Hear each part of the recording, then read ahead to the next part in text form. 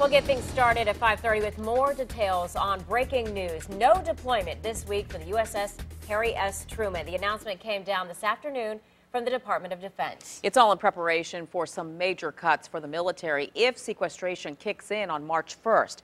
10 Your Side's Art Khan just spoke with officials at Naval Station Norfolk. Art, what are they saying about this deployment being stopped?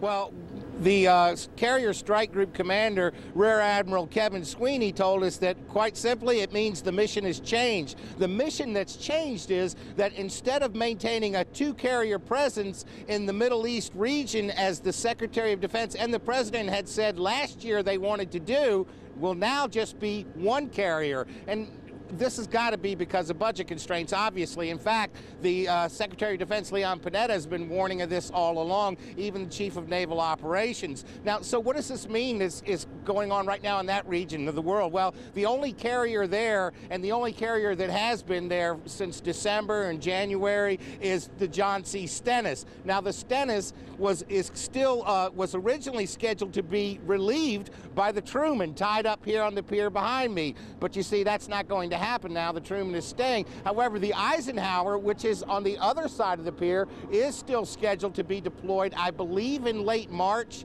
Is that right?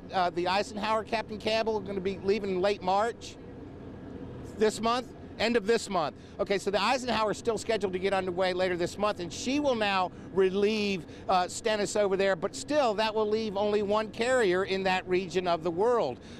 Now, it's interesting to note that earlier today, Senator John McCain and Senator Kelly Ayotte from New Hampshire, McCain, of course, from Arizona, introduced a bill that they say will avert sequestration and avoid some of these cutbacks and changes up in deployment schedules. What they're looking at doing is cutting the federal workforce by 10%. Those cuts, they say, to be achieved by attrition and not layoffs, and that would save a good deal of money and help avert the sequestration. It's interesting how a lot of these ideas are coming forth now in what is really not the 11th hour, the 12th hour. But how do the sailors feel about this? Well, we talked to a couple of sailors from the Truman. Coming up tonight at 6 o'clock, we'll hear their thoughts about how this is affecting them and their families. Reporting live from Naval Station Norfolk, Art Khan, 10 on your side. It certainly does affect so many people.